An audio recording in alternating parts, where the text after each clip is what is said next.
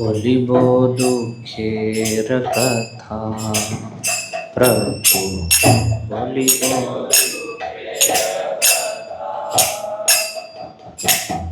जननी जठरे छिलमाया खाना विषमा बंधन पासे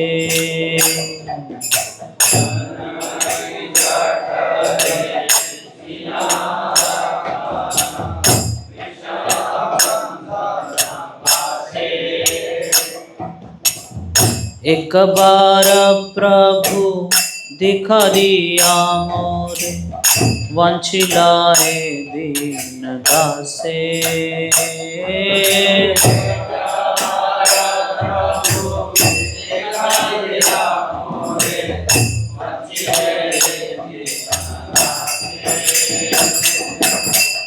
वंचिलाए दीन दासे प्रभु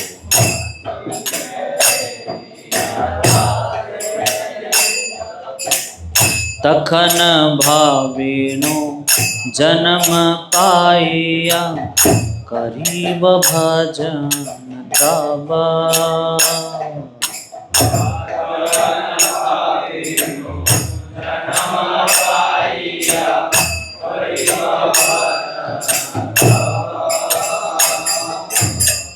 तखन भाविनो जन्म पाइया करीब भजन तबा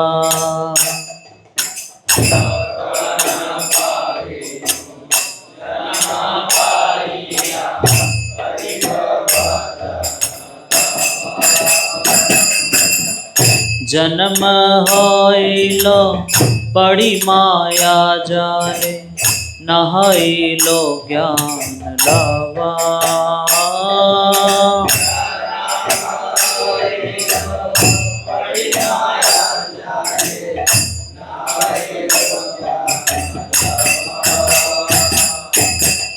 नहाइलो ज्ञान लावा प्रभु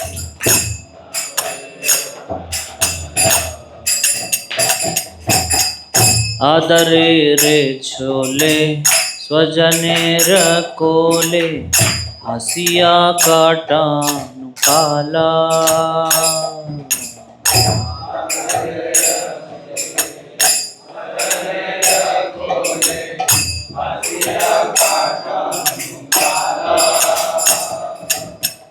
जनक जननी स्नेहते भूलिया संसार लागी लोभाला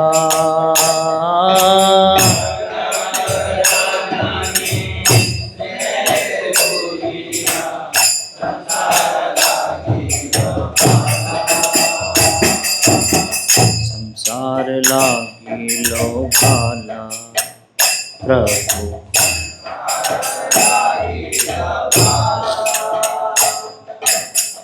क्रम दीन दीने बालक होइया खेलिनु बालक सहा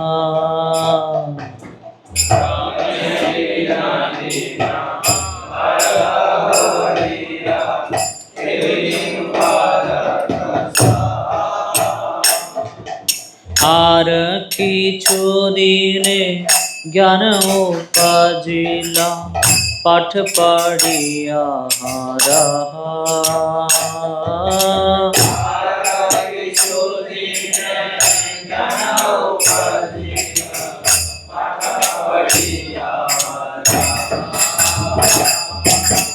पाठ पढ़िया रहा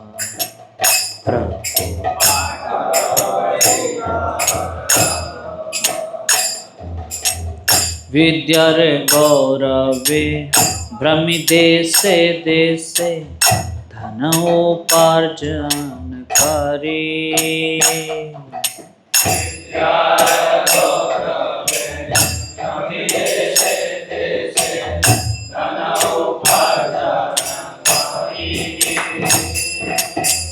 स्वजन पालन करिए कमाने बोलिलो तुम्हार हरे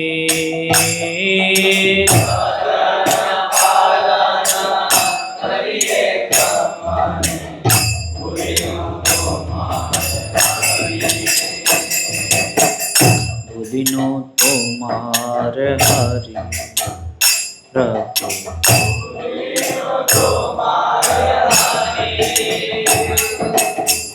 वर्धिक खाना भक्ति विनोद कंदिया कातर अति।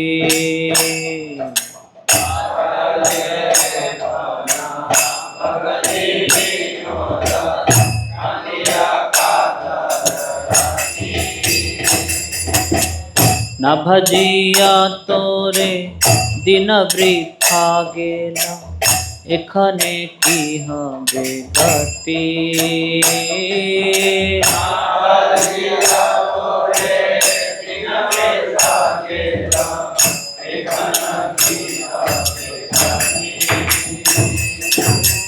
एखने की हबे गति प्रभु।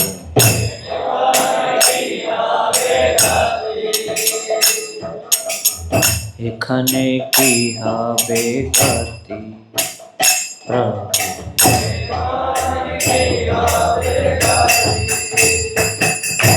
भूलिया तुम्हारे संसारे आसिया आयने ना विघ्न व्रता।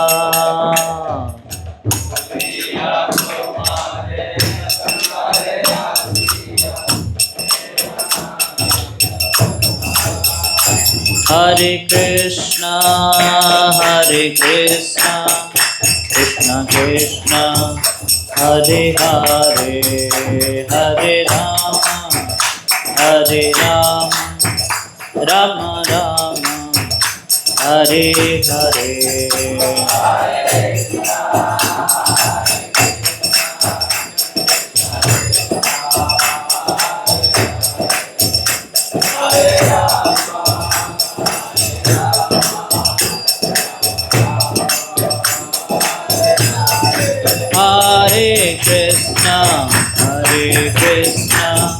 कृष्णा कृष्णा हरे हरे हरे राम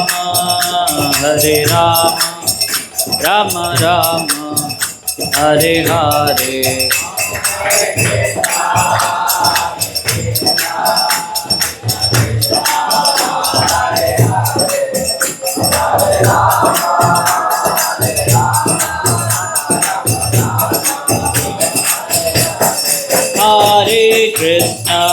हरे कृष्णा कृष्णा कृष्णा हरे हरे हरे राम राम राम हरे हरे हरे हरे।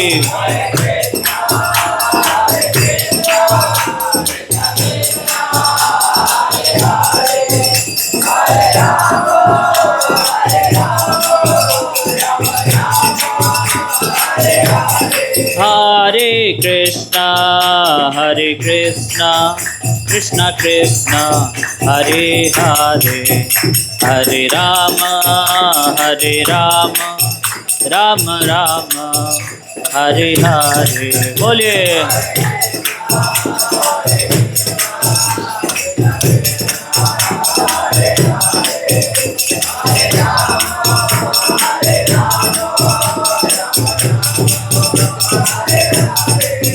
हरे Krishna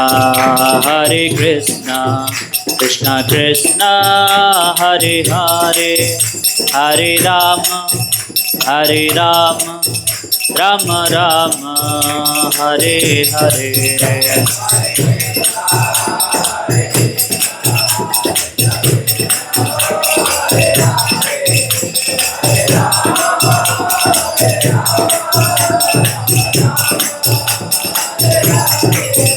Hare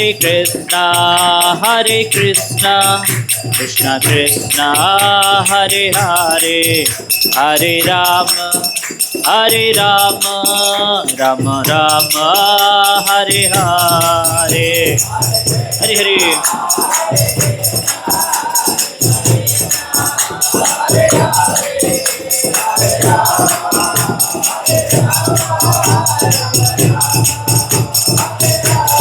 Hare Krishna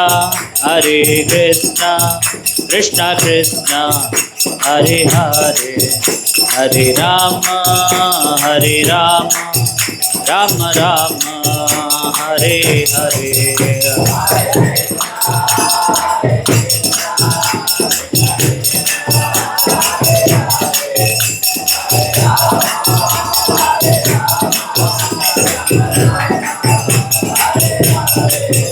Nitya Gaur Hari Bol, Hari Bol, Hari Bol, Hari Bol.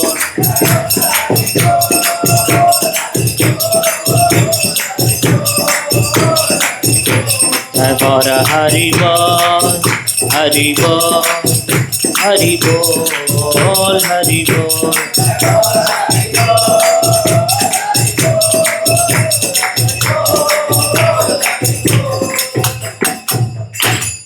गौर प्रेमानंदे हरि हरि। हरिनाम संकीर्तन की जय।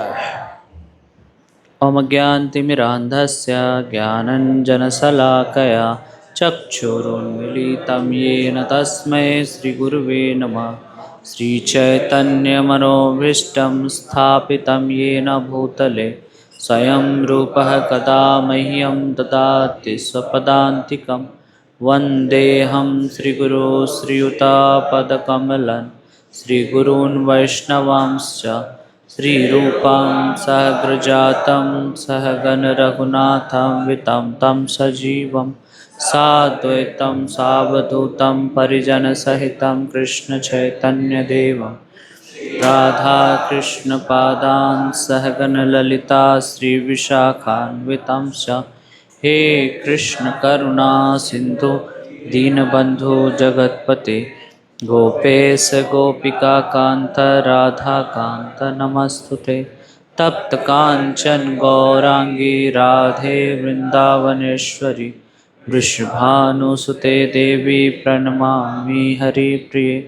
वाञ्छाकल्पतरुभ्यश्च कृपा सिन्धुभ्य एव च पतितानां पावनेभ्यो वैष्णवेभ्यो नमो नमः।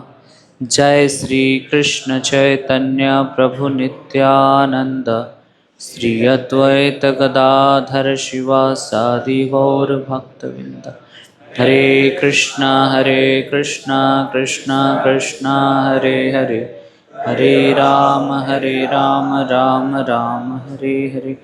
नमः ओं विष्णुपादाय कृष्णपृष्ठाय भूतले श्रीमते भक्तिवेदांत स्वामिनिति नामिने।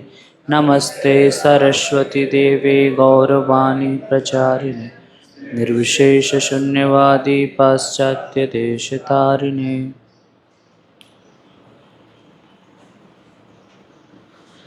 हरे कृष्णा। तो आप सबों का स्वागत है आज के इस क्लास में। तो आज का हमारा जो मुख्य विषय रहेगा कि इतने सारे सेवाओं के बीच में किस तरह से हम अपने साधना को और अपने कॉन्शियसनेस को मेंटेन रखें, ताकि जो स्पिरिचुअल लाइफ का अप्स एंड डाउन है वो मेटेरियल लाइफ के अप्स एंड डाउन जो वो हमें स्पिरिचुअल लाइफ को प्रभावित ना करे। तो ये हमारा मुख्य विषय है। तो उससे पहले हम आज का जो श्लोक है इसके ऊपर हम थोड़ा चर्चा करते हैं। तो यह श्लोक बहुत ही रेलिवेंट है हम ब्रह्मचारी के लिए, सभी साधक के लिए। तो इसका हिंदी पढ़ते हैं हम पहले। तो उसमें बताते हैं कि भूलिया तुम्हारे संसार आसिया पाए नाना विधि व्यथा, और तुम्हारे चरण आसिया छिया में बलि व दुखेर व्यथा। तो संसार में दुख का कारण क्या है? हम दुख क्यों पा रहे हैं? है ना? एक ही कारण है कि हम भगवान से दूर हैं। और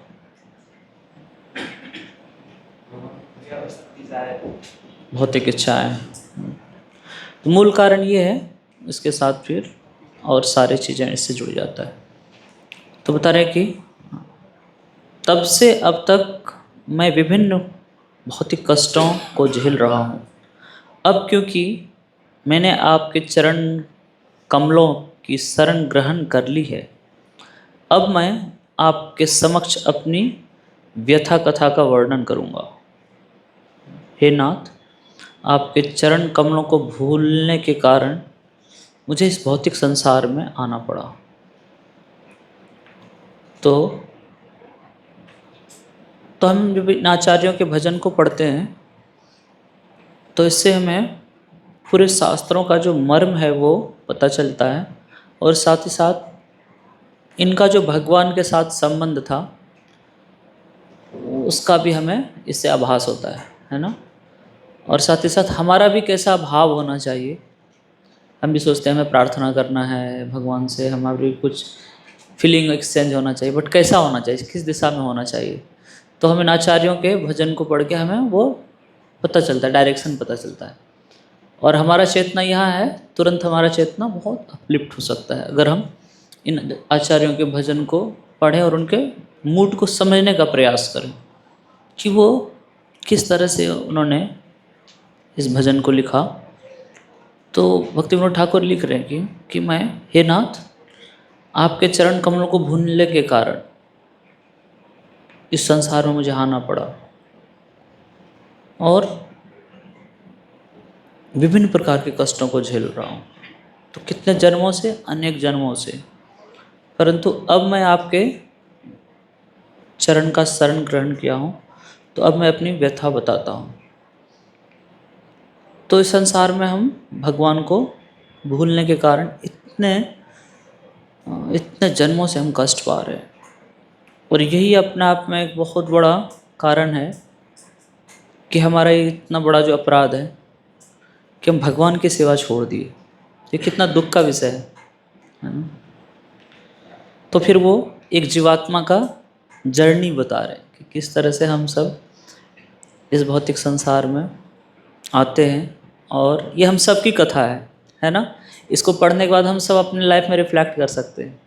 इससे अनुभव हमें भी हुआ होगा बचपन से, अगर हम देखें नहीं, जब हमारा जन्म हुआ उस परिवार में किस तरह से हम लाडले बने, किस तरह से हम अपने जब थोड़े से और बड़े हुए तो घर, खेत खलिहान, नहीं, प्रॉपर्टीज़, सबको अपने से रिलेट करते गए, और इस तरह से जिससे हमारा कोई संबंध नहीं था वो हमारा क्या बन गया, सब कुछ बन गया। नहीं, जन्म से पहले हमारा कोई संबंध था उस घर से, किसी और घर में अगर मैं डाल दिया जाता तो हम बोलते यही मेरा है सब कुछ, लेकिन उसी घर में रखा गया। कई बार होता है ना, जन्म होते ही बच्चे को कहीं और ट्रांसफ़र कर देते हैं, तो एक्चुअली कोई रिलेशन है नहीं इधर, but just out of illusionary energy हमें लगा कि यही सब कुछ है, इसके बाहर कुछ है ही नहीं। तो फिर क्या हुआ, जब मैं अपनी माता के गर्भ में था तो मेरे कर्मों के फलस्वरूप आपने मुझे दर्शन दिए, परंतु उसके पश्चात में आपकी कृपा से वंचित रह गया। तो बताते हैं श्रीमद् भागवतम के 3rd कैंटो में आता है कपिल मुनि के प्रसंग में कि जीवात्मा जो है वो उनके पूर्व अगर अच्छे कर्म हो तो भगवान उनको दर्शन देते हैं गर्भ में, और फिर वो प्रार्थना करते भगवान से, भगवान आप इस स्थिति से मुझे निकाल दीजिए एक बार। जैसे ही मैं निकलूँगा फिर मैं क्या करूँगा, आपका भजन करूँगा। लेकिन फिर क्या होता है, जैसे वो निकलता है, और वहाँ पे कितनी कष्ट है, पढ़ा होगा आप लोगों ने, वहाँ पे जो कष्ट है वो उसका वर्णन हम, तो बच्चा इतना कष्ट पाता है कि वो बार बार वहाँ मूर्छित हो जाता है, परंतु जब वो बाहर निकलता है तो फिर से जो है, तो ये जो अभी हम पढ़ेंगे तो ये सीक्वेंस उनके साथ होता है। फिर क्या होता है, उस समय मैंने सोचा था कि जब मैं गर्भ से बाहर आ जाऊंगा तब मैं आपकी आराधना करूंगा, परंतु जन्म के पश्चात मैं आपको भूल गया क्योंकि मैं माया के जाल में फंस गया। वास्तव में मेरे पास वास्तविक ज्ञान लेस मात्र भी नहीं है। कितना नहीं है, लेस मात्र भी नहीं।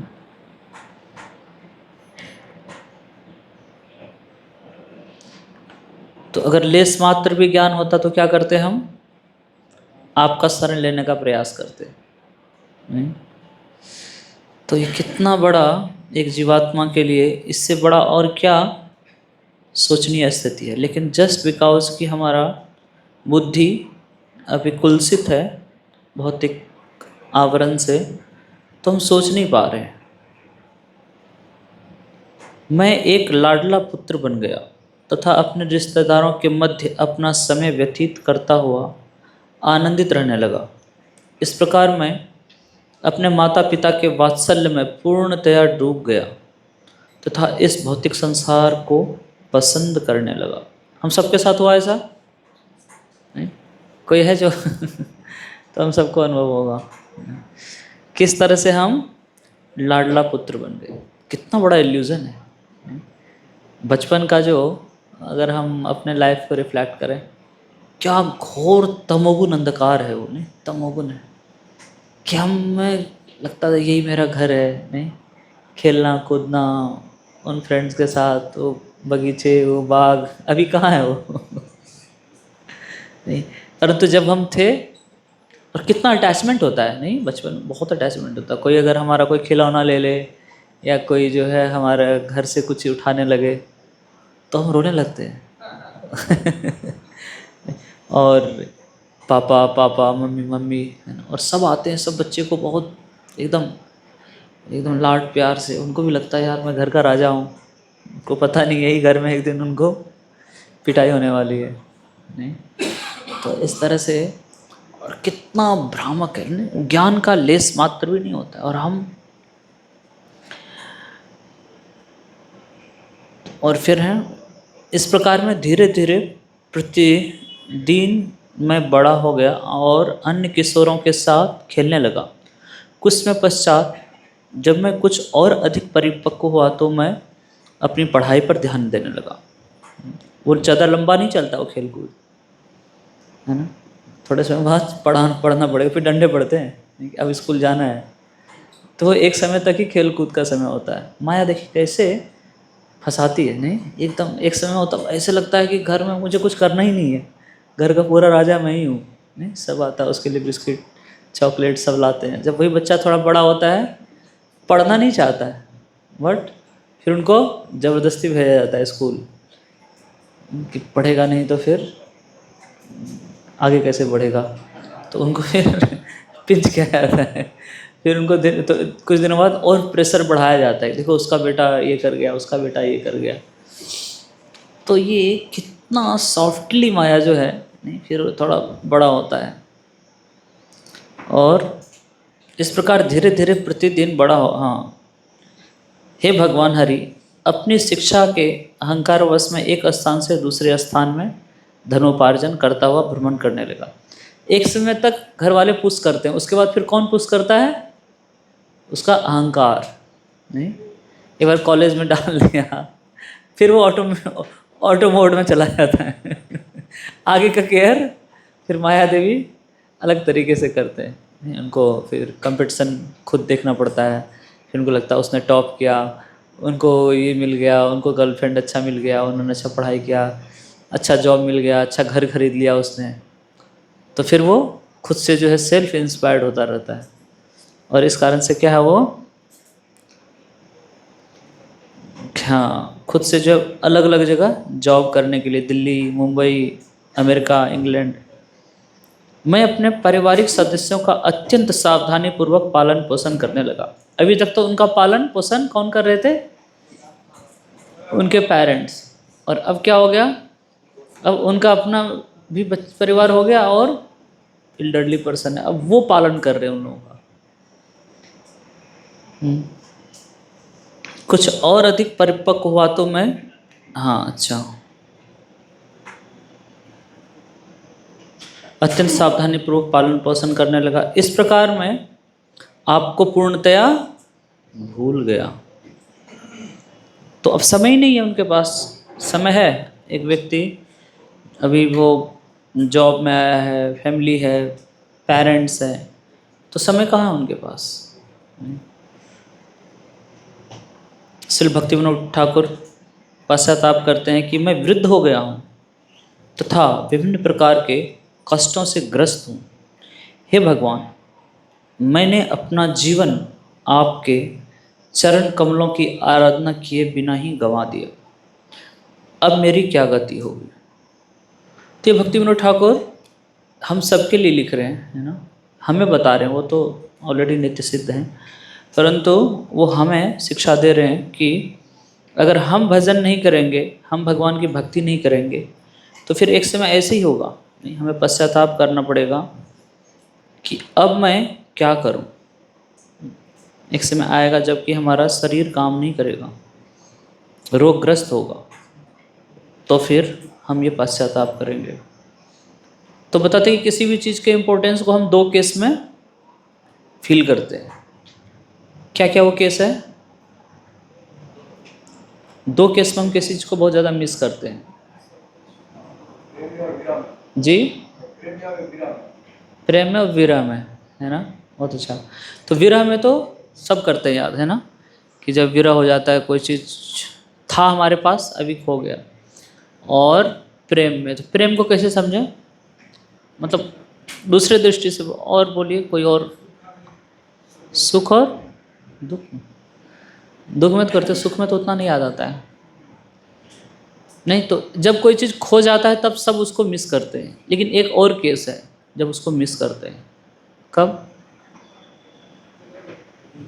या उसके महत्व को और समझते हैं, कब?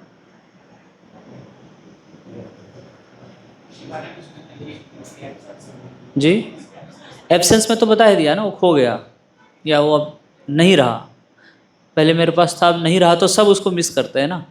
और दूसरा केस क्या है? जी, जब चाहते हैं ज़्यादा,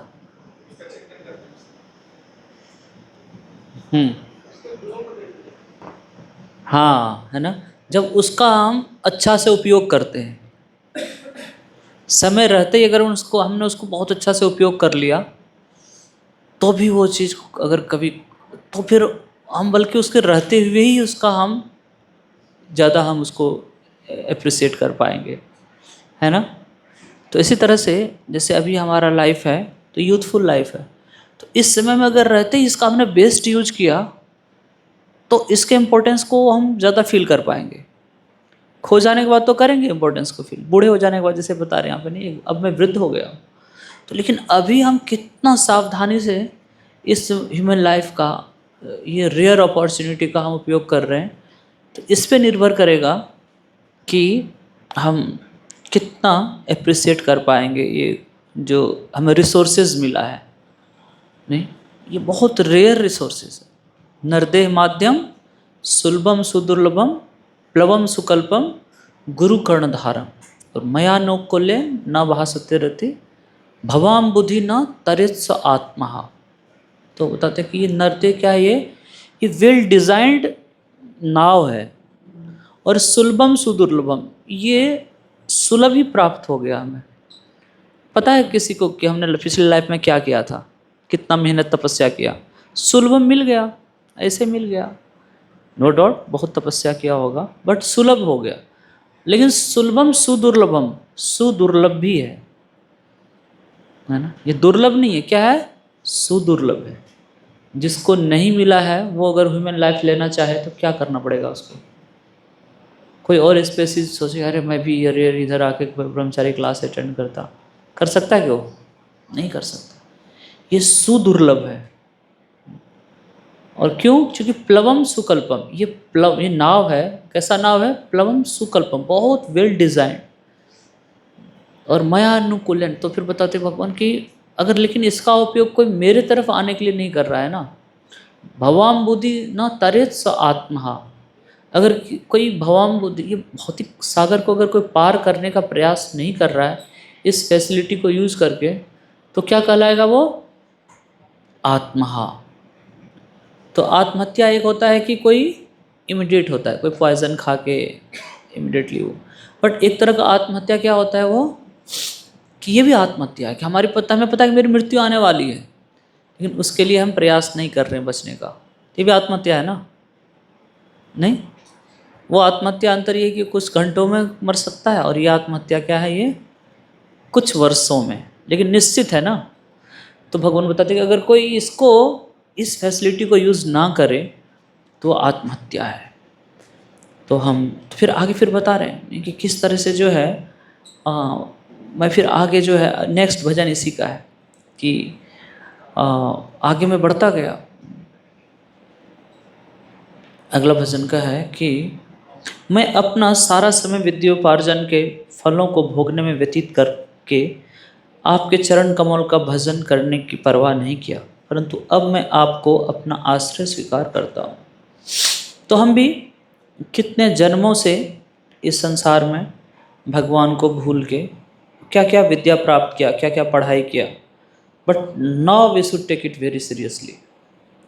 अपने विद्याध्ययन के दौरान मुझे दृढ़ विश्वास हो गया कि भौतिक ज्ञान के द्वारा मुझे अपने जीवन का लक्ष्य प्राप्त हो जाएगा, परंतु मेरी ये लालसा फलोत्पादक नहीं रही, क्योंकि भौतिक ज्ञान तुच्छ है और अविद्या का कारण है। तो हम सब जो है उसी भौतिक ज्ञान वाले बैकग्राउंड से आए हैं, नहीं, ऑलमोस्ट हम सब ने 10th 12th कुछ न कुछ डिग्री लिया ही होगा। तो भौतिक विद्या का क्या सबसे बड़ा, इसलिए बोलते भौतिक विद्या मायार वैभव जीविर करे गाधा। तो ये भौतिक विद्या क्या है? माया का वैभव है। और ये क्या करता है? ये हमें दृढ़ विश्वास दिलाता है। अच्छा डिग्री मिल गया इसका मतलब लाइफ सेटल हो गया, है ना। तो ये हमें, ये विद्या हमें क्या करता है? जड़ विद्या है ना, ये हमें फॉल्स ईगो को बढ़ाता है कि अब हम अपनी लाइफ खुद से चला सकते हैं। और इस तरह से जो है वो फिर उनका अहंकार और बढ़ता है और भगवान पे डिपेंडेंसी बढ़ने के बदले वो खुद पे ही उनका निर्भरता बढ़ता है। समस्त प्रकार की भौतिक शिक्षा माया की चाल है तथा आपके भजन में बाधा है। इस प्रकार की शिक्षा जीवात्मा के मन में मोह उत्पन्न करके जीव को अनित्य भौतिक जगत में गधा बना देता है ना। चलेगा। तो क्या करता है वो? तो ये हमें, इसलिए ज्ञान और कर्म जो है ये बहुत बड़ी बाधा है। हमें बहुत विश्वास है अपने ज्ञान और कर्म पे, और भक्ति में ये क्या है? बहुत बड़ी बाधा है। तो हमें लगता है कि मैं अपने से अपना प्रॉब्लम सॉल्व कर लूँगा, है ना, या मैं कुछ कर सकता हूँ। तो ये ज्ञान कर्म वाला कॉन्सेप्ट जो है ये हमारे आध्यात्मिक जीवन के लिए बहुत सूक्ष्म तरीके से बहुत बड़ा खतरा है। हम देखते हैं कि यहाँ तक कि हमारे साधना में भी इसका हम डायरेक्ट इफेक्ट देख सकते हैं। जैसे चैंटिंग होता है, रीडिंग होता है, हियरिंग होता है, तो उसमें भी हम यही प्रयास करते रहते हैं कि जो है, अभी जैसे मैं जाप कर रहा हूँ तो जाप में भी हम यही करते हैं कि अपना ही प्रयास पे हमें भरोसा होता है ना। जैसे चैंटिंग कर रहे हैं, मतलब हम किस मोड में करते हैं? हम अचीवर मोड में। दो ही मोड है हमारा, अचीवर मोड या रिसीवर। तो हम कितने देर रिसीवर मोड में रहते हैं? पूरे दिन हम खुद से ही पूछे, खुद से आत्मंथन करें। समझ रहे मोड ना? ये चैंटिंग करने हम बैठते हैं तो इसलिए प्रभुपाद जी बोले इट्स वेरी सिंपल, नहीं, but just you have to chant and you have to hear. But हम अपने ज्ञान और प्रयास पे इतना भरोसा है कि उस समय में भी हम छोड़ते नहीं हैं। चैंटिंग कर रहे हरे कृष्णा हरे कृष्णा, बट साथ साथ हमारा वो मेंटलिटी जो है, अगर वह रिसीवर मोड जो है वो कितना सूथिंग है। Just you have to receive. जैसे आपको किसी से कोई प्रसाद देने वाला है तो आपको क्या करना होता है? प्लेट लेके जाना होता है। चलिए उतना ज़्यादा प्रसाद नहीं, लड्डू है मान लेते हैं, केवल हाथ केवल लाना होता है। लड्डू बनाना नहीं होता है, बनाना होता है। रिसीविंग मतलब यही होता है, just we have to receive, है ना। बट अचीवर क्या होता है? छीनना है या फिर बनाना, बना के एकदम करके फिर देखो मैंने लड्डू पा लिया। बट रिसीविंग ज़्यादा आसान है ना। ज़्यादा अचीविंग आसान है या रिसीविंग आसान है? तो एक्चुअली जीव जो है, हम लोग रिसीवर ही हैं, हम अचीवर नहीं हैं। हमारी स्थिति जो है वो बहुत, इसलिए बहुत कंफर्टेबल है कि हम जस्ट भगवान के एनर्जी को, भगवान के कृपा को, भगवान के अलग, तो उसको हम रिसीव कर सकते हैं। तो रिसीविंग के लिए रिसीवर होना चाहिए, गुड रिसीवर होना चाहिए, है ना। जैसे आपको किसी ने व्हाट्सएप पे कुछ भेजा तो आपके पास क्या चाहिए? मोबाइल चाहिए या एक रिसीवर चाहिए ना प्रॉपर। अगर कितना भी अच्छा इन्फॉर्मेशन आएगा, हम अगर रिसीवर अच्छा नहीं है तो उसको हम रिसीव नहीं कर सकते। इस तरह से अगर हम देखें चैंटिंग में भी, हम एक तरफ से तो हरे कृष्णा महामंत्र हम बोलते हैं और दूसरी तरफ से हम कितना अच्छा रिसीवर है।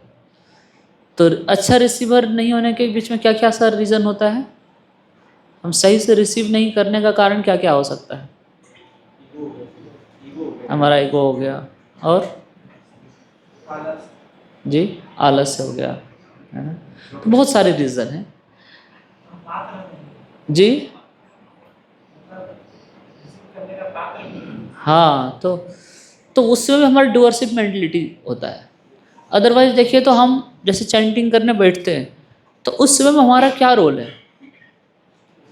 हमारे मुंह से आवाज़ निकल रहा है, इसमें मेरा कोई रोल है? ये वोकल कोड कैसे काम कर रहा है हमें कुछ पता है? मैं सुन रहा हूँ अभी, तो ये कान का क्या मैकेनिज्म है हमें कुछ पता है? नहीं, हमें कुछ पता है कान में कैसे पर्दे पे आवाज़ जाता है, वो कैसे इंटरप्रेट होता है, कैसे लैंग्वेज क्या, हरे कृष्णा क्या है। तो इसमें हमारा क्या रोल है? कोई रोल नहीं है। हमारा रोल फिर किधर है चैंटिंग में? किधर है? किस में हमारा रोल है? इधर मैं सीधा बैठा हूँ, अगर तबीयत खराब हो जाए तो सीधा बैठ पाते हैं?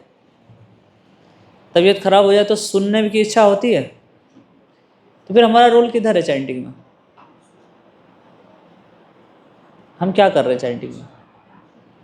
इसलिए हमें अपना रोल क्लियर होगा ना तो ज़्यादा हम बेटर कर सकते हैं। तो हमारा रोल किधर है?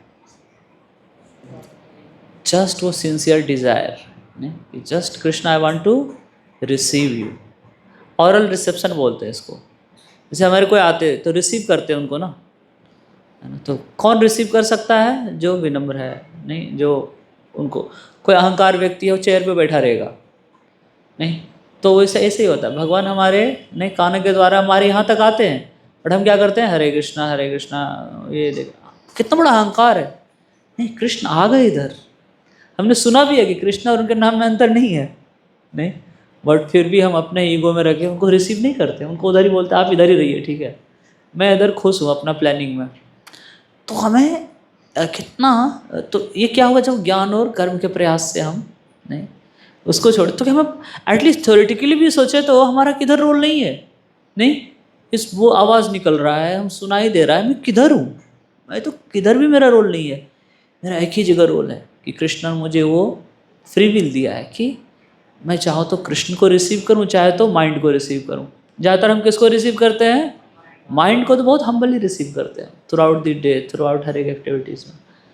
तो इसी तरह से कृष्णा को जो हम रिसीव करेंगे, हरे कृष्णा कृष्णा कृष्णा हरे हरे, हरे राम राम राम, तो एक एक नाम को बहुत हम्बली रिसीव करना चाहिए। तो हमारे पास उतना ही रोल है, हमें उसी पे बार बार फोकस करना चाहिए कि मैं रिसीव कर पा रहा हूँ कि नहीं कर पा रहा हूँ। आवाज़ खुद ही निकल रहा है, सुन खुद ही रहे हैं, उधर हमें प्रयास ज़्यादा करना नहीं है। कितना हम्बली हम एक एक नाम को, और रिसीविंग क्या होता है? वर्तमान में होता है, प्रेजेंट में। हरे कृष्णा मुंह से निकल रहा है, उसको सुनना है, फीडबैक सिंक्रोनाइज्ड करना है। तो ऐसे करके, और जैसे पूरी बताया तुलसी महारानी को देखते हुए, तो वही ज्ञान और कर्म का प्रयास जो है ये बहुत बड़ा हमारे भक्ति में। तो इधर ज्ञान और कर्म का हमारा कोई मतलब ही नहीं है, नहीं, ये सब कुछ कितना ऑटोमेटिक काम कर रहा है, ये शरीर ही जो है अपने आप में। बट ये क्या करता है, ये जो भौतिक ज्ञान क्या करता है, हमें गधा बना देता है। ये लगता है कि सब कुछ का भरण पोषण मैं ही कर रहा हूँ, अपने परिवार का, अपने स्वजन का, इस शरीर का। बट जब ये शरीर ही हमें पता नहीं है कैसे काम कर रहा है, पता है क्या, तो फिर इसका बाय प्रोडक्ट पे हमारा क्या अधिकार होगा? और यहाँ क्या बोल रहे हैं कि परिवार का, स्वजनों का, सबका पालन पोषण कौन कर रहा है? मैं ही कर रहा हूँ। तो अब मेरा जीवन मेरे लिए अत्यधिक कष्टप्रद बन गया। मेरी शिक्षा मेरी अविद्या का कारण बन गई। मेरी अविद्या मुझे तीव्र वेदना दे रही है, मानो मुझे तीर मार गया हो। तो ये ज़्यादा लंबा चलता नहीं है, थोड़े समय में पता चल जाता है कि मैं डूअर नहीं हूँ। नहीं पता चलता है थोड़े समय में, जैसे उम्र बचपन था तब भी पता था हम डूअर नहीं है, नहीं, एक कदम चलने के लिए भी हम डिपेंडेंट थे। थोड़े समय के लिए भगवान क्या करते हैं, एनर्जी का सप्लाई दे देते हैं, हम बहुत कूदने फांगने लगते हैं, ये वो, और फिर बोलते हैं ठीक है अब ठंडा हो जाओ, फिर सीज कर देते हैं। फिर क्या करते हैं, बूढ़ा व्यक्ति फिर से बेड पे लेटा रहता है। तो इसलिए हमें बहुत गंभीर होना चाहिए कि ये जो भगवान ने एनर्जी दिया है इसका मैं किधर उपयोग कर रहा हूँ, नहीं, और मैं उपयोग कर रहा हूँ इसका या दुरुपयोग हो रहा है। एक एक क्वांटम ऑफ एनर्जी का हमें बहुत सावधानी से उपयोग करना चाहिए, क्योंकि मेरा नहीं है, ये किसका है, कृष्ण का है ना। तो अन्यथा क्या होगा, फिर यही होगा कि यही जो है, जो हमने ज्ञान और जो हमने प्रयास किया वो हमें फिर कष्ट देगा, क्योंकि उस समय हम कुछ नहीं कर पाएंगे। तो इस तरह से मेरी अविद्या मुझे तीव्र वेदना दर, इस संसार में आपके चरण कमल के अलावा अन्य कोई धन नहीं है। अतएव भक्ति विनोद ठाकुर समस्त प्रकार की भौतिक शिक्षा को त्याग कर आपके चरण कमलों को ही सार रूप में स्वीकार करते हैं। तो हम देखते हैं कि भक्ति विनोद ठाकुर कंक्लूजन यही बता रहे हैं हमें कि भगवान के चरण कमल के अलावा और कोई और आश्रय नहीं है। तो हमें इतना प्रयास और इतना एक्सपीरियंस लेने की ज़रूरत नहीं है।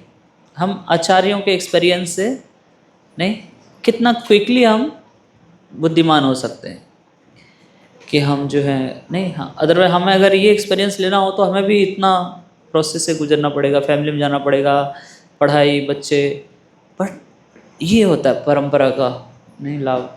तो अब हम भक्ति विनोद ठाकुर के इस अनुभव से हमें कन्विंस हो जाना चाहिए कि इसमें से कोई भी चीज़ हमें सुख नहीं दे सकता है। तो कई बार मन में आ सकता है कि फिर से चलते हैं एक बार संसार में, नहीं कुछ बच गया है कई लोग चैलेंज भी करेंगे, नहीं तुम घर से जो है ऐसे डर के कारण भाग गए, संसार के जो है जिम्मेवारी से भाग गए, बहुत कुछ बोलेंगे। तो ऐसा नहीं है कि हमें जाके उनको प्रूफ नहीं करना है, क्योंकि हम हमारा समस्या क्या, हमारा विश्वास किधर है, हमारा विश्वास उन भौतिकवादी लोगों के ऊपर है। हम इधर आ तो गए हैं, और चूँकि हमने बचपन से सुना है ना, तो इसलिए कहीं ना कहीं उनका जो है वो जो हमने देखा है, जो सुना है, वो हमारे चेतना पे ज़्यादा हावी है। तो अब हमें क्या करना चाहिए कि अब हमें उसी तरह से हमें वैष्णव आचार्यों से, उनके चरित्र, जीवन चरित्र से सुनना चाहिए, और वही श्रद्धा जो है जो हमने, तो धीरे धीरे वो हमारा धुलेगा, और ये आचार्यों का जो है, इनका जीवन, इनका जो आदर्श है वो हमारा वास्तविक आदर्श होना चाहिए।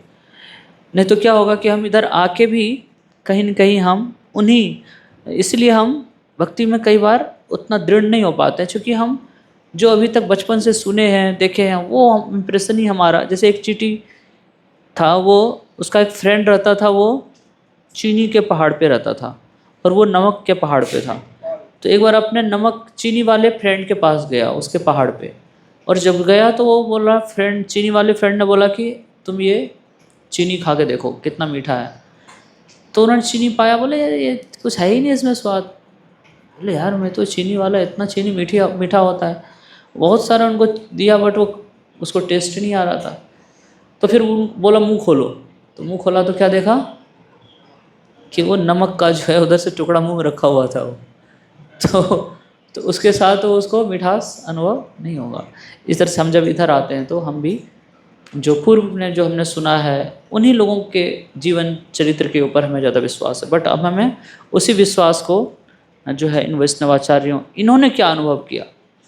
अगर हम जो बाहर के लोगों का देखें, उनका लाइफ का क्या स्टैंडर्ड है, नहीं, वो 4 नियम पालन करते हैं क्या, उनका कैरेक्टर का क्या आधार है, तो उन पे हमें विश्वास है। और जितने महान महान आचार्य हैं, इतना दिव्य चरित्र है, तो उनके एक एक शब्द जो है हमारा जीवन प्राण होना चाहिए। इनके ऊपर डाउट किधर भी नहीं होना चाहिए। बट हमारा क्या उल्टा होता है, गुरु महाराज बोलते थे कि LIC जब बोलता है कि आप ये इंश्योरेंस करवा लो, उस पर हमें विश्वास होता है। बट जब भगवान बोलते हैं नहीं कि सर्वधर्मान परित्यज्य माम एकम शरणम व्रज, उधर हमें डाउट होता है। तो हमारा चेतना क्या अभी भौतिक है। तो इसलिए प्रॉब्लम इधर नहीं है, प्रॉब्लम किस में है, हमारे अंदर है ना। और अभी तक जो हमने विश्वास किया है, ये करके हमें लॉस हुआ है, फिर गेन हुआ है, क्या हुआ है? अभी तक हम सब कुछ ना कुछ ट्रस्ट करके ही यहाँ तक आए हैं। तो इतने छोटे से एक्सपेरिमेंट में क्या लगा आपको कि हमने जो जो एक्सेप्ट किया उससे हमारे जीवन में पॉजिटिव या निगेटिव क्या क्या परिवर्तन आया? आया ना? थोड़ा सा हमने फेथ को अप्लाई किया, थोड़ा सा, उससे हम यहाँ तक आ गए। तो इसका मतलब प्रोसेस इज परफेक्ट, है ना? So now we have to generalise this principle. इसी को आधार बना के हमें हो सकता है समझ में नहीं आ रहा है कि किस तरह से एक समय कृष्ण प्रेम भी प्राप्त होगा, नहीं हम पूर्णतया शुद्ध हो जाएंगे, समझ में नहीं आ रहा है अभी, हो सकता है, परंतु ये विश्वास दृढ़ होना चाहिए कि ये जरूर होगा। जिस तरह से अगर 4 साल पहले अगर हमें कोई बोलता है कि आप ब्रह्मचारी बनो, तो हम बनते क्या? नहीं। अगर सपोज 4 साल आपको भक्ति में आए हुए हो, पहले दिन आते और हमें बोलते ब्रह्मचारी बनो, तो क्या बोलते हैं? जा रहे हैं, बाय बाय। बट हमने थोड़ा सा समय दिया, पेशेंटली थोड़ा प्रोसेस को समझा, तो इतना कन्विंस हो गया, हम सब कुछ छोड़ दिए ना।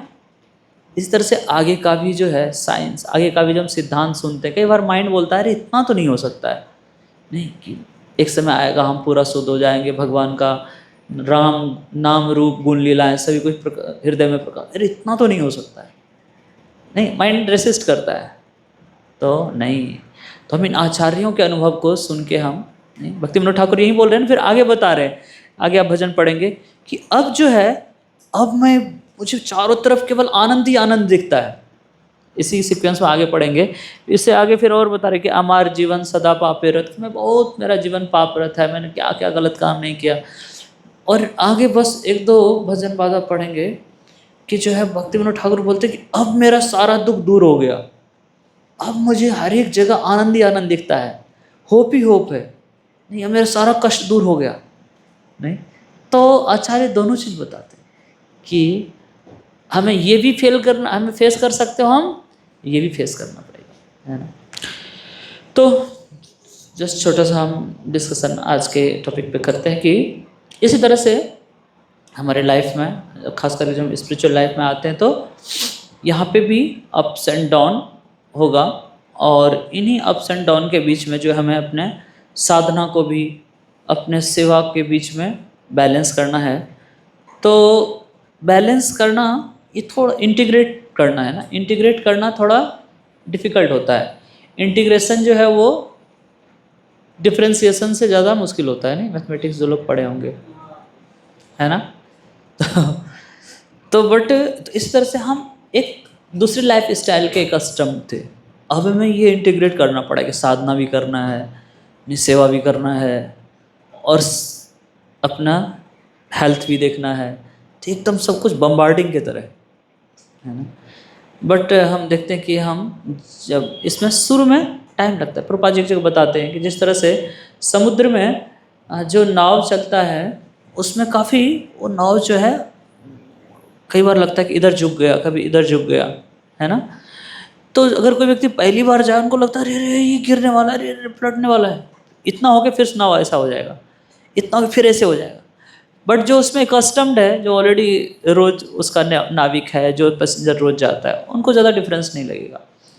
तो इस तरह से ये अभी हम मटेरियल लाइफ से इधर आए, तो हमें कई बार लगता है कि अरे अब हो गया, अब ख़त्म लाइफ, नहीं, या फिर ऐसे हो गया, ऐसे हो गया।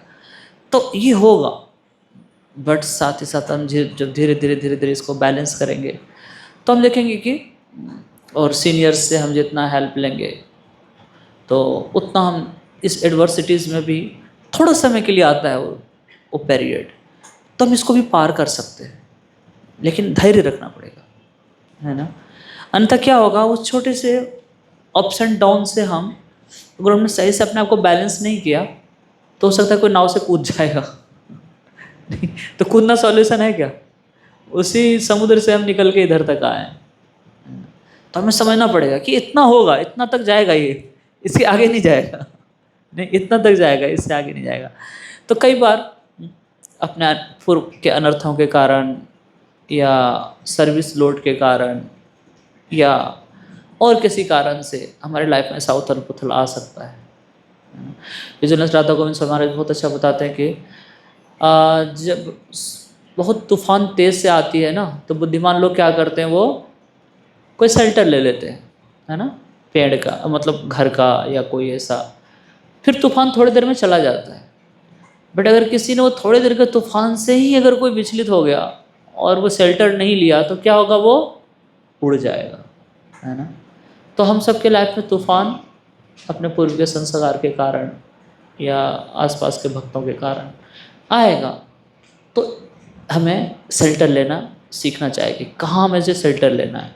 वो सबका डिफरेंट डिफरेंट हो सकता है ना। किसी को नाम में शेल्टर, सबसे सिक्योर तो होता है कि ऐसे वैष्णव के पास, है ना, जो हम रिवील कर पाएँ, जिसको हम, तो उससे क्या होगा कि अप्स एंड डाउन में भी जो है हम स्टडी रह सकते हैं।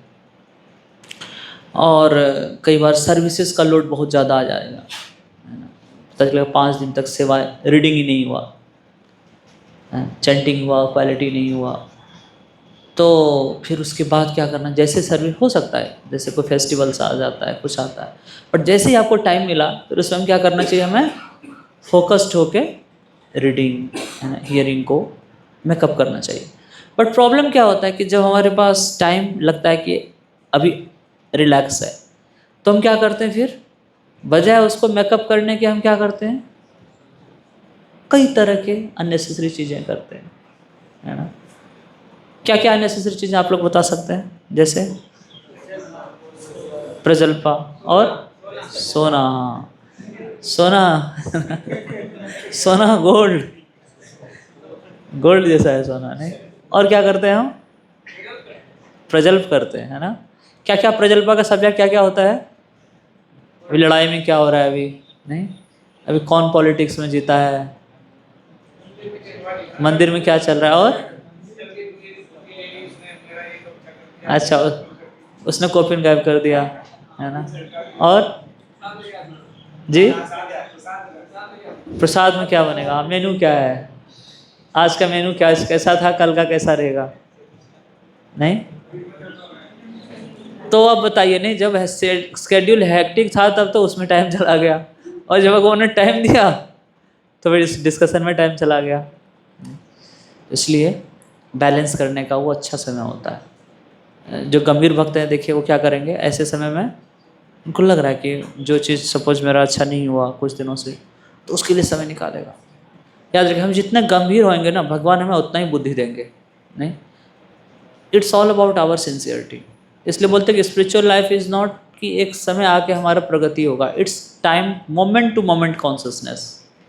Every moment we have opportunity इधर टू प्रोसीड टुवर्ड कृष्णा, इधर टू प्रोसीड टुवर्ड माया। जैसे मैंने बताया कि हर एक समय माइंड, हमारे पास 2 ही ऑप्शन होता है, चाहे माइंड को सुनना, चाहे कृष्ण को सुनना, नहीं। जैसे सेम प्रिंसिपल चैंटिंग में था, हमने जैसे डिस्कस किया कि अभी मैं चैंट नाम को सुनूंगा या कृष्ण, हम दो ही हर वक्त हम 2 ही मोड रहता है। माइंड को फॉलो करने में तो हम बड़े एक्सपर्ट हैं, नहीं। Throughout the morning to evening हम क्या करते हैं, माइंड को ही फॉलो करते हैं, और बहुत हम्बली फॉलो करते हैं। बट हमें क्या करना है, अभी हमें कृष्ण को, तो इसलिए हमें, हमारा यही स्पिरिचुअल सक्सेस है कि हम कितना कृष्ण के अरेंजमेंट को फॉलो कर रहे हैं। इसलिए एवरी सेकेंड हम देख सकते हैं कि और हमें दिखाना किसको है।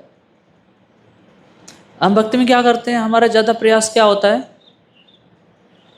कोई देख रहा हो तो हम फिर गलत काम नहीं करेंगे, और नहीं देख रहा हो तो फिर हम, इसका मतलब हम किसको दिखा रहे हैं, भक्ति किसके लिए कर रहे हैं हम, कृष्ण के लिए नहीं कर रहे हैं, कर रहे हैं।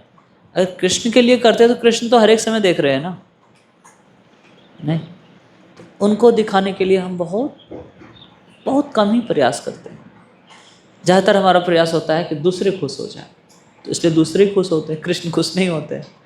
तो इसलिए इट्स वेरी सिंसियरिटी, इसमें बहुत सिंसियरिटी चाहिए कि मैं कृष्ण आपको दिखाना चाहता हूँ। कोई देख, टाइम लगता है इसमें, ऐसा नहीं कि ओवरनाइट हो जाएगा, बट इस दिशा में प्रयास तो करना पड़ेगा, नहीं।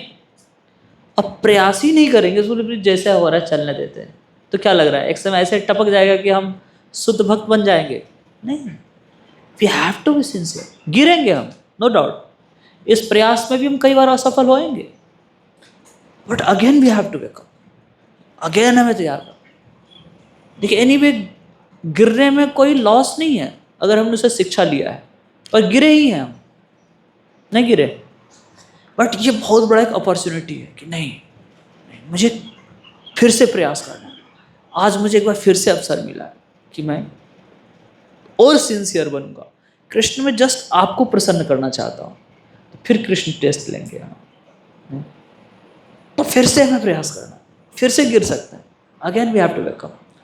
बट हमारा गोल होना चाहिए कि मेरे जीवन का लक्ष्य क्या है, केवल कृष्ण को प्रसन्न करना। तो ये चीज़ जितना हमारे दिमाग में बैठ जाएगा, उतना ही हम देखेंगे कि करंट का अप्स एंड डाउन हमें ज़्यादा प्रभावित नहीं कर सकता।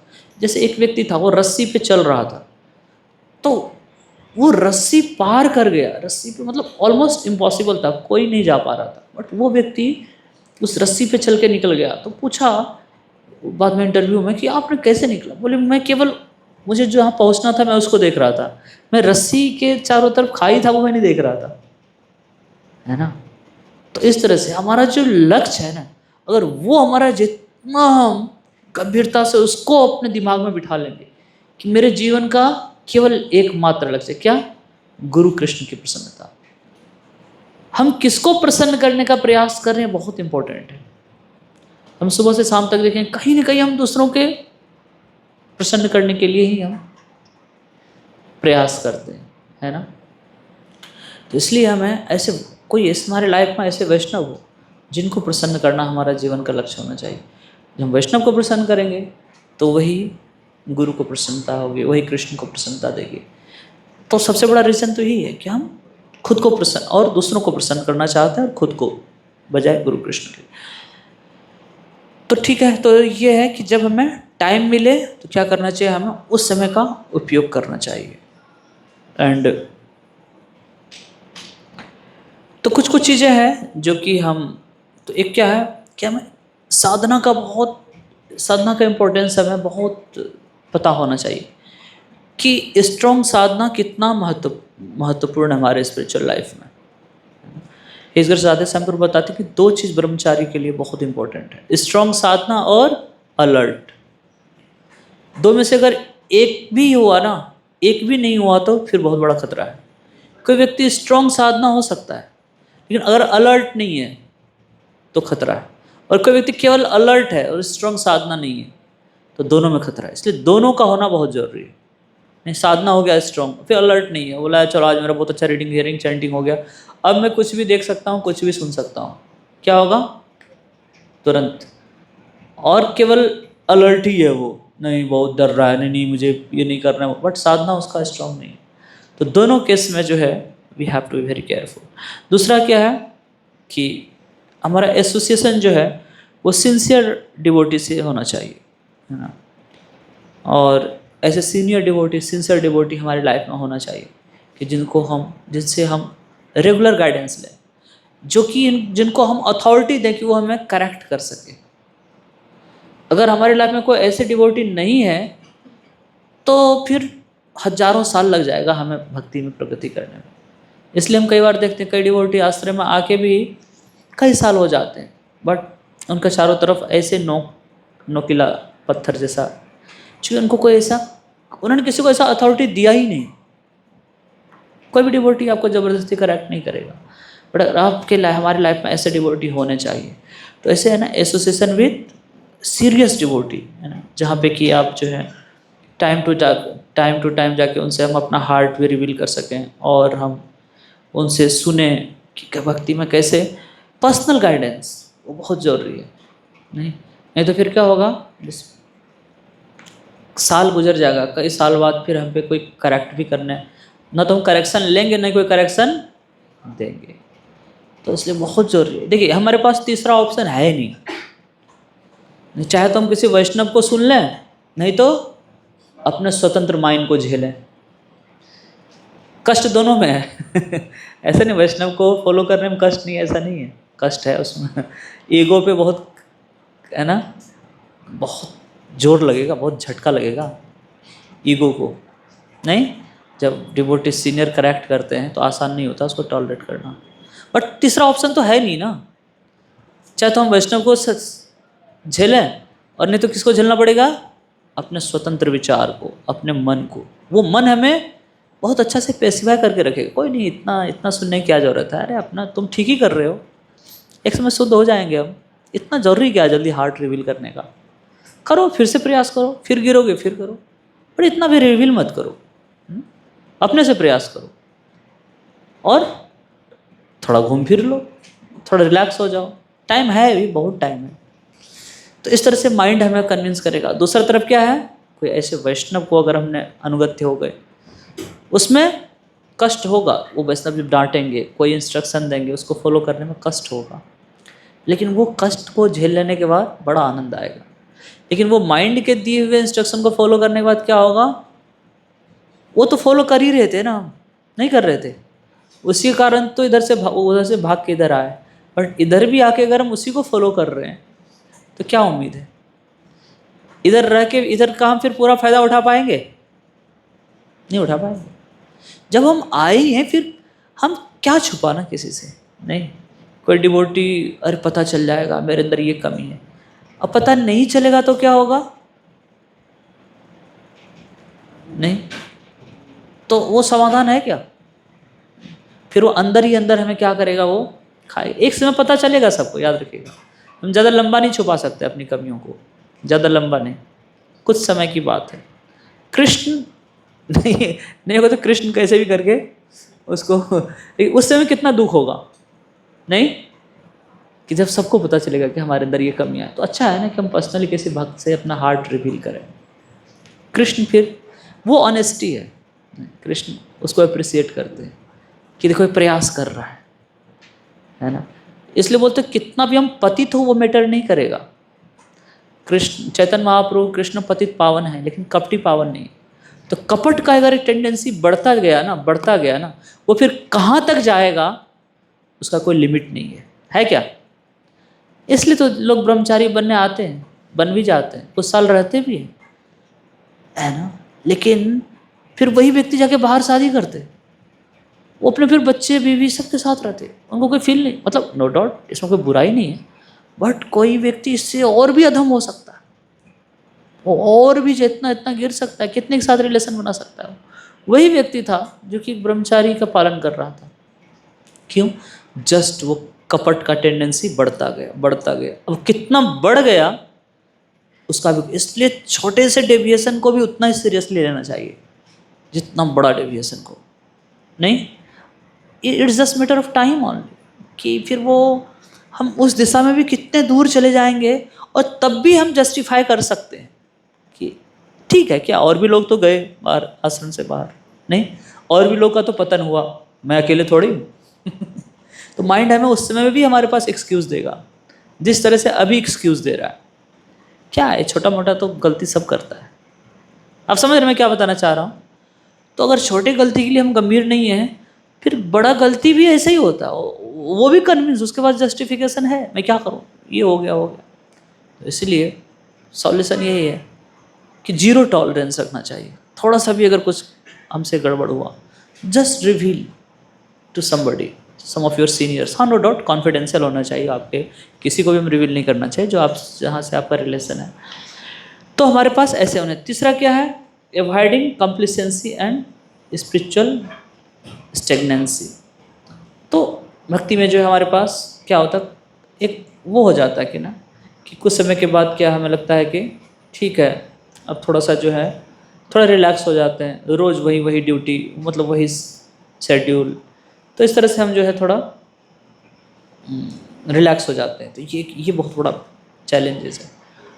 और तो इसलिए जो है हमें क्या करना चाहिए कि सॉल्यूशन हम आगे चर्चा करते हैं कि अपने माइंड और सेंसेस को बहुत अच्छी तरह से क्या करना चाहिए, मैनेज करना चाहिए, इसको इंगेज रखना चाहिए, ठीक है।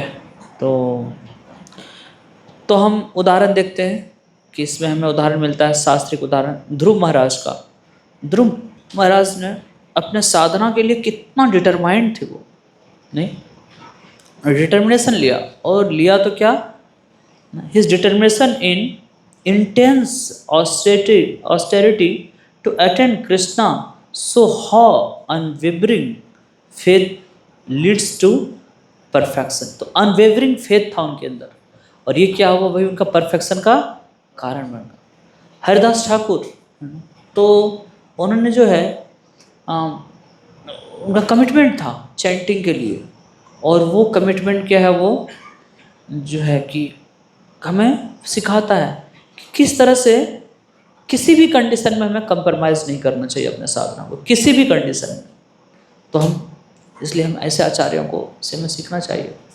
और प्रभुपाद जी के कई ऐसे डिसाइपल्स हैं जिन्होंने इतना बड़ा बड़ा सेवा किया, इतना बड़ा बड़ा प्रोजेक्ट हैंडल किया, बट उन्होंने कभी अपने साधना को, जैसे तमाल कृष्ण गोसाई महाराज थे, तो श्रील प्रभुपाद जी ने उनको चाइना में प्रीचिंग का सेवा दिया। बट जब महाराज वहाँ भी गए तो महाराज ने वहाँ पे भी, जो इतना डिफ़िकल्ट था वहाँ पे प्रीचिंग करना, बहुत बड़ा चैलेंज था उनके लिए, बट वो करते हुए उन्होंने साधना को कंप्रोमाइज़ नहीं किया। तो प्रभुपाद जी उनको एक कोट लिखते हैं, प्रभुपाद जी लिखते हैं कि the secret of success in spiritual life is to always remain a humble servant of Krishna. Your enthusiasm for preaching and book distribution is very pleasing to me. Never neglect your chanting and reading. They will protect you. उनके पास excuse था कि उनके पास समय नहीं था, ये था, but महाराज ने कभी भी नहीं किया। और महाराज मंगल आरती से पहले 16 माला पूरा करते थे। तो इससे क्या लेसन मिलती है कि his life exemplifies how unwavering focus on guru's mission compelled with strict adherence to personal sadhana leads to deep spiritual realization. Even while being involved in administration and leadership, he never compromised on Srila Prabhupada's instruction on morning program, regulated life and personal devotion. है ना? तो उन्होंने कभी compromise नहीं किया, उनके पास है ना कई सारे एक्सक्यूज थे। तो इस तरह से हम देखते हैं कि भक्ति तीर्थ महाराज का जब हेल्थ इतना डिटोरिएट हो गया था कि ऑलमोस्ट इम्पॉसिबल था उनके लिए, बट फिर भी महाराज ने जो है और महाराज ऐसे जगह पे प्रीच करते थे ना, he was preaching in war torn Africa countries and he entered life threatening situation, फिर भी महाराज जो है उन्होंने कभी जो है कंप्रोमाइज़ नहीं किया। तो बताते हैं कि महाराज का एक कोट है, a devotee who sincerely serve Srila Prabhupada's mission with full faith in Krishna's mercy is never disturb no matter the external situations और सर्कमस्टांसेस। तो a devotee who sincerely serve Srila Prabhupada mission, sincere word is very important. तो हमें खुद से पूछना चाहिए, how much sincere I am. नहीं, अगर हम बहुत सिंसियरली प्रयास और प्रभुपाद जी के मिशन को with full faith in Krishna's mercy is never disturb no matter external circumstances. तो हम प्रभुपाद जी को कितना उनके मिशन को सर्व कर रहे हैं। तो हम देखते हैं कि जितना हमें प्रभुपाद जी में फेथ होगा, जितना उनके लाइफ को हम पढ़ेंगे, उतना ही हम स्पिरिचुअल लाइफ में स्ट्रॉन्ग होंगे। नहीं तो हमें ऐसे आचार्यों के बारे में पढ़ना चाहिए। हम देखते हैं जो भी प्रभुपाद जी के डिसाइपल इतना एक्स्ट्राऑर्डिनरी सर्विस कर रहे हैं, उसका एक सबसे बड़ा, अगर उनका आप अनुभव पढ़ेंगे, क्या अनुभव है, वो प्रभुपाद जी के बहुत ग्रेटफुल है, के प्रति बहुत ग्रेटफुल है। उनका यही इंस्पिरेशन है कि प्रभुपाद जी ने हमारे लिए इतना किया तो हमें कितना करना चाहिए। तो इस तरह से हम भी अपने गुरु के प्रति, वैष्णवों के, उनकी लाइफ से हम जितना प्रभावित होंगे, उनके प्रति हमारा जितना ग्रेटिट्यूड होगा, वो लव ही हमें इंस्पायर करेगा सेवा करने के लिए। आर्टिफिशियली नहीं हो सकता। हमारे अंदर कितना ग्रेटिट्यूड है कि प्रभुपाद जी ने हमारे लिए क्या किया, कितना है, जितना होगा, या गुरु प्रभुपाद जी के शिष्य या हमारे जो गुरु हैं उन्होंने कितना पेन लिया, वो एप्रिसिएशन जितना होगा वही हमें भी पेन लेने के लिए इंस्पायर करेगा। नहीं तो हम खुद ही पूछे हमारे हार्ट में कितना है वो चीज़, बहुत थोड़ा जो है वही कर रहे हैं। और इस पे उसको लेने के लिए क्या करना पड़ेगा, हमें उन आचार्यों की कृपा चाहिए, उनके बारे में पढ़ना पड़ेगा, उनके बारे में सुनना पड़ेगा, उनके इंस्ट्रक्शंस को फॉलो करना पड़ेगा। तो हम देखेंगे हमें भी उनका उस जोन में हम जाके हम भी थोड़ा सोच पाएंगे, उनके सेक्रीफाइस को समझ पाएंगे। तो भक्ति तीर्थ महाराज के लेसन शिक्षा से हम ये लेते हैं लेसन कि his life teaching his life teaches that no matter how demanding our service becomes, we must never neglect sadhana. The strength to serve Krishna effectively comes from a strong spiritual foundation. तो ये इस चीज़ को हम कितना महत्व देते हैं, यानी हम अपने साधना को, ये दिखता नहीं है बट हमारे स्पिरिचुअल लाइफ का क्या यही जड़ है। तो हमने तो हमें हमारा एप्लीकेशन पॉइंट यही है। हाँ, तो कुछ हमारे जो आज का जो है टेक अवे यही है, follow the examples of dedicated disciple of Srila Prabhupada. हमें उनके लाइफ को पढ़ें और उनसे हम सीखें। हम सुन तो लेते हैं पर उनको फॉलो करने के लिए हम प्रयास नहीं करते। नहीं, कई बार हम ऐसे अच्छे उदाहरण सुन लेते हैं but how much we try to apply their teachings. उसका Srila Prabhupada formula of study sadhana क्या है? प्रभुपाद जी स्टडी साधना के लिए फार्मूला दिए। क्या फार्मूला है? फार्मूला है कि rising early, chant sincerely and engage in service wholeheartedly, ensure long term spiritual success. क्या है? Rise early, chant and engage in service wholeheartedly. ठीक है। और चैलेंजेस आएगा, टेस्ट आएगा, ऑब्स्टिकल्स आएगा, तो no matter how external difficulties external there will be, but inner steadiness in devotional keep one strong. ठीक है, एक्सटर्नली आ सकता है डिफरेंट सिचुएशन, बट हमें इनर वो स्ट्रॉन्ग स्ट्रेंथ देगा अगर हमारा साधना अच्छा है। और guru's instruction are the key to stability. Prabhupada emphasize discipline in spiritual life ensure that his disciple never become complacent। ठीक है, हमने कुछ चर्चा किया। अब आप लोगों को कुछ प्रश्न हो, कुछ कमेंट हो तो कर सकते हैं आज के डिस्कशन। हरे कृष्ण। यस, मुझे आपका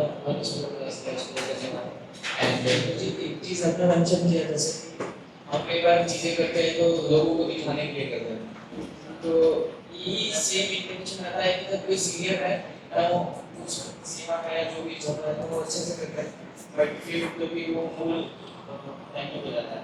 तो क्या ये कहो कि सीनियर बैठे हैं थोड़ा सा उनको टीम में एक्सपीरियंस कर रहा है, उनको दिखाने के लिए सिंसियर कर रहा है, तो ये ठीक है या फिर? हाँ, वो तो होना ही चाहिए। नहीं, ऐसे वैष्णव को प्रसन्न करने के लिए ये वो तो होना ही चाहिए, वो तो प्री रिक्विजिट है, बट उसी भाव को हमें through out the day maintain करना चाहिए। तो चूँकि हमारा संबंध ज्ञान जितना क्लियर होगा ना, उतना ही हमें फील होगा कि कृष्णा भी मेरे साथ हैं।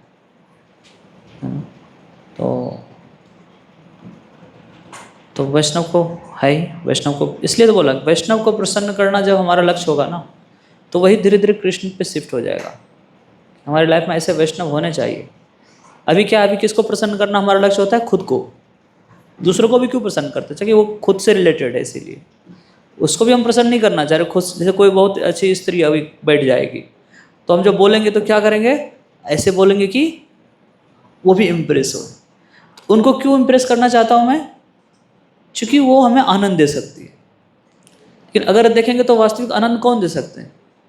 एक स्त्री से कितना आनंद मिल सकता है? वास्तविक कौन आनंद का स्रोत कौन है? कृष्ण। तो कृष्ण को प्रसन्न करने के लिए कितना हमें प्रयास करना चाहिए। नहीं, जैसे हम बाहर जाते हैं, डांस करते हैं, कीर्तन में गाते हैं, कोई अगर कई सारी अगर सुंदर सुंदर स्त्रियां घेर लेगी तो हम एकदम अच्छे मेलोडियस टोन में गाएंगे। नहीं, नेचुरली टोन चेंज हो जाएगा। तब बताओ, वो खुश भी हो जाएंगे तो क्या मिलेगा? और इधर कृष्ण साथ में है, उनको खुश करने के लिए हम कितना प्रयास करते हैं। तो जब इनको खुश करने के लिए मैं इतना उत्साहित हो सकता हूँ, तो कृष्ण को खुश करने के लिए मैं कितना पागल हो जाना चाहिए। नहीं, ये खुश हो गए क्या दे सकती है? हमने कभी थोड़ा एक्सपीरियंस लिया है सुख का स्त्री से, इसलिए वो भाव बना हुआ है कि स्त्री को खुश करना नेचुरल एक ट्यून्ड हो गया हमारा। बट अब तो हमें थोड़ा तो कन्विक्शन आना चाहिए कि इधर खुश करने से, तो इसलिए कृष्ण को खुश करने के लिए हमें नृत्य करना चाहिए। कि कृष्ण अभी देख रहे हैं, प्रभुपाद जी देख रहे हैं, तो फिर कोई स्त्री है नहीं है, कोई है नहीं, वो सेकेंडरी है। तो धीरे धीरे होगा ये भाव, लेकिन प्रयास करना है। यस, बोलिए, ऐसे ही बोलिए। आपने जो वो एग्जांपल बताया था सॉल्ट के बाहर जो चीटी बैठी है और शुगर के बाहर जो चीटी बैठी है, तो जो सॉल्ट जो शुगर वाली चीटी है उसने शुगर टेस्ट कराया, तो वो चीटी को महसूस, उसकी स्वीटनेस को वो टेस्ट नहीं कर पाई क्योंकि उसके माउथ में सॉल्ट रखा हुआ। तो जो सॉल्ट है, रखी जाना था, आपने बताया कि वो मटेरियल हमारा जो टेस्ट रहता है अपने देश का, तो वो बना हुआ। तो ऐसे थोड़ी सी जैसे हम लोग भक्ति में भी आए, तो हमारे अंदर वो मटेरियल जो प्लेजर रखा जाएगा उसका टेस्ट भी बना हुआ। लेकिन हम लोग क्योंकि स्पिरिचुअल टेस्ट के बारे में हमने सुना है, तो हम लोग वो लेना चाहते हैं। तो ये मटेरियल जो मटेरियल टेस्ट है उसको कैसे हटाए, इसके लिए थोड़ा आप बता सकते हैं। ये पूरा प्रोसेस ही उसी के लिए है। नहीं, हम जितना एब्जॉर्ब होके करेंगे ना, अब मटेरियल टेस्ट हमें क्यों हमको रिटर्न कर पा रहे, क्योंकि हम बहुत एब्जॉर्ब होके किया है उन चीज़ों को। तो हम प्रयास करें कि उसी एब्जॉर्बसन के साथ अब श्रवण कीर्तन को भी करें, भगवान का दर्शन करें। नहीं तो बहुत एब्जॉर्ब हो गए, जैसे मैंने बताया कि मतलब जस्ट हम मेंटल प्लेटफॉर्म पे रहते हैं, नहीं कि जस्ट अभी भगवान साक्षात अभी भगवान हैं। नहीं तो गुरु से, साधु से हमने जो सुना है, उस श्रवण के दृष्टि से हमें दर्शन करना चाहिए भगवान का। भागवतम में बैठना है, अभी कितना उत्साहित होकर बैठना है, क्योंकि कृष्ण से मेरा संपर्क होगा। नहीं, भागवतम के द्वारा प्रभुपाद जी को प्रसन्नता देगी। मैं भागवतम क्यों अटेंड कर रहा हूँ, मतलब कॉशियसली चीज करना चाहिए चीज़ों को। अभी भागवतम अटेंड करने से क्या होगा, साक्षात कृष्ण है भागवतम के रूप में, एक गुरु इससे प्रसन्न होंगे, प्रभुपाद जी प्रसन्न होंगे। तो मुझे कितना बड़ा अवसर है अभी प्रसन्न करने का। वो ऐसा नहीं कि हमें प्रसन्न करने के लिए प्रभुपाद जी के पास जाना पड़ेगा। एक मॉर्निंग प्रोग्राम करके मैं प्रभुपाद जी को प्रसन्न कर रहा हूँ, यानी ऐसे उत्साह, यही तो है ना, प्रभुपाद जी ने दिया हमें। और तो हम प्रभुपाद जी को अलग से थोड़ी कुछ प्रसन्न, जो हम कर रहे हैं उसी को कितना उत्साहित होकर करना है। उत्साहित होकर करने में और नहीं करने में कितना अंतर है। आप किसी एक्टिविटी को ऐसे ही कर लो और उत्साहित होकर करो, दोनों में कितना अंतर है, दिन रात का अंतर हो जाता है। नहीं, अब वही भागवतम उत्साहित हो गया, आज मुझे नोट्स बनाने, क्या क्या आज के भागवतम से मैं अपने जीवन में एक चीज जरूर अप्लाई करूंगा, एक पॉइंट, एटलीस्ट एक पॉइंट मैं कुछ ऐसा अपनाऊंगा जिससे मेरा जीवन में परिवर्तन में होगा। तो आज मैं इस तरह से सुनूंगा भागवतम। हम कितना बार ऐसे सुनते हैं, आज का चैंटिंग में मैं अपना बेस्ट प्रयास करूंगा। नहीं तो हर एक एक्टिविटीज में जो है उस पर फोकस करें, बस अभी आने वाला क्या होगा, पीछे क्या गया छोड़ दीजिए। तो जितना एब्जॉर्ब होकर करेंगे वो उतना डीप जाएगा हमारे अंदर, और एब्जॉर्ब होने के लिए हमारे पास पर्याप्त रीजन है। एब्जॉर्प्शन के साथ करेंगे तो ये जो मटेरियल जो पहला टेस्ट है वो चला जाएगा। हाँ, क्योंकि ये ऑलरेडी इसमें बहुत टेस्ट है, लेकिन इसको हम टेस्ट क्यों नहीं कर पा रहे, क्योंकि हम एब्जॉर्ब नहीं होते। हाँ, इसके ग्लोरीज को हम नहीं समझ पाते। भक्ति के इसलिए ग्लोरीज को समझना चाहिए, तो हम उसमें एब्जॉर्ब होंगे। ये टेस्ट मिलेगा तो नेचुरली वो टेस्ट कम होगा, आर्टिफिशियली नहीं हो सकता। यस, मुझे Thank you so much for the class. फिर भी मैं सो रहा था। बट वो जी मेरा क्वेश्चन ये था कि आपने कहा कि जब सेवा करते हैं और सेवा के दौरान समय नहीं मिलता है, तो जब कभी समय मिले तो वो चीज़ करना चाहिए जो हमने काफ़ी टाइम से नहीं करा, जैसे रीडिंग में नहीं करा, वो चीज़ को हमें करना चाहिए। सो वो जी जब हम फुल इंतज़ाम से सेवा करते हैं या फिर कुछ करते हैं, उत्साहित बने रहते हैं, तब तो वो समय हम यूटिलाइज कर लेते हैं। बट जैसे ही थोड़ा ढीलापन जैसा चल रहा है कुछ दिन, और फिर जब कुछ समय भी मिलता है तो वो समय का कोई मतलब यूटिलाइज होता नहीं।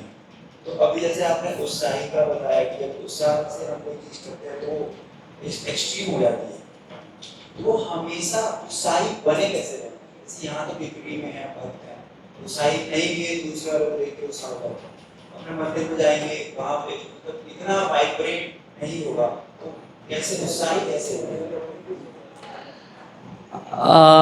अच्छा प्रश्न आपका, इसलिए अभी उत्साहित होने का प्रैक्टिस कर लीजिए। बताइए, कोई भी चीज़ अगर आप 31 डेज करते हैं ना, तो आपके मतलब आपका पार्ट बन जाता है आपके प्रैक्टिस का, ज़्यादा पॉसिबिलिटी है। 31 डेज, उसमें अगर एक भी दिन मिस हुआ तो नहीं होगा। ये रिसर्च है, मतलब रिसर्च जो करते हैं वो लोग वो करके करते हैं। तो अभी प्रैक्टिस करें। अभी अगर आपने अच्छा, ये ट्रेनिंग इसलिए तो है ना कि यहाँ पे हर एक परिस्थिति में रह के कैसे बैलेंस करें, और वहाँ पे भी अगर आप सिंसियर हैं तो समाउदर भगवान आपको ऐसे भक्तों का संग देंगे, जरूर देंगे। कॉल से, फ़ोन से बात कर लें, बीच बीच में आ जाएं, जो भी आपके आसपास डिवोटीज हो। होता है, इच्छा होना चाहिए, इच्छा होगा तो सब होगा, इच्छा नहीं होगा तो इतने भक्तों के बीच में कुछ नहीं होगा। पर्सनल इच्छा बहुत इंपॉर्टेंट है। अभी भी जो हम कर रहे हैं पर्सनल इच्छा के कारण ही तो कर रहे हैं ना, और सब उतना ही कर रहा है जिसके अंदर इतना इच्छा है स्पिरिचुअल लाइफ में आगे बढ़ने का। नहीं तो हम सब यहाँ रह के भी अलग अलग हमारा भक्ति है, क्योंकि हम जो जितना सिंसियर है वो उतना ही, वो सिंसियरिटी को बढ़ाना चाहिए। काफी मतलब टॉपिकल चीज थी जो हम अपनी पर्सनल लाइफ में, तो एक चीज मेरे को जाननी थी जो मैं कई बार आपको जब सब कई बार आपका साथ होता जब के टाइम में साथ होता, आप क्या माइंडसेट क्या तैयारी करते हैं उसके लिए जब के लिए बहुत गंभीर जो आपकी संस्कार वाले उसके साथ अच्छा नहीं कोई विशेष नहीं है, ऐसा ही है। नहीं जैसे प्रभुपाद जी बोले इट्स सिंपल, नहीं chanting is very simple but it needs sincere practice, है ना। तो वही है, भगवान को हम वेलकम करें नहीं अपने हृदय में। हमें करना और कुछ नहीं है, क्या करना होता है, हम जाके स्नान वगैरह के बैठ जाते हैं। नहीं हमें करना कुछ का है, शरीर बैठा है, नहीं आवाज़ निकल रहा है, कान सुनाई दे रहा है, मेरा क्या रोल है इसमें? हार्ट बीट काम कर रहा है, ब्लड सर्कुलेशन चल रहा है, मुझे कोई रोल है क्या? मेरा रोल किधर है? आपने बताया था कि तरजीह किसी चीज से तो हम देखें तो नहीं कितना हमारा स्थिति जो है, नहीं हमारा रोल बस वही सिंसियर डिजायर पे है। Just Krishna I want to take your association, just I want to please you. और प्लीज भी कैसे हुए कृष्ण? जस्ट सुनने से। कितना सिंपल है, नहीं हम सुनेंगे और खुश हो जाएंगे, वो इतना ही कर रहे हैं। और सुनना भी नहीं है हमें, क्या करना है? हमें सुनने की इच्छा करनी, बस सुनना भी नहीं है।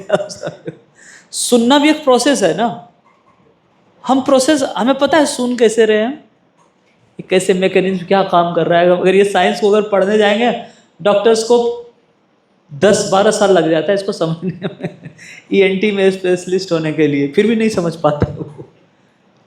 तो समझना जब मुश्किल है तो कर कैसे रहे? हम तो कर ही नहीं रहे, आप समझ रहे? तो हमारा रोल फिर किधर है? हमारा इतना कितना भाग, इसलिए मुझे इट्स वेरी, इसलिए प्रभुपाद जी बोलते हैं it's so simple that you can miss it, है ना। बट हमारा ज्ञान और कर्म पे बहुत हमारा भरोसा है ना, तो मुझे लगता है कुछ अचीव करना है, ऐसे चैंटिंग करना, हरे कृष्णा एक पकड़ के लाना है। अरे नहीं, रिसीव करना है, हरे कृष्णा, नहीं तो इट्स सिंपल, टाइम लगेगा। इसलिए हमें सुनने, अगर सुन रहे हैं तो सारा काम होगा। यस ठीक है, तो हम लोग यहीं विराम देते हैं आज। हरे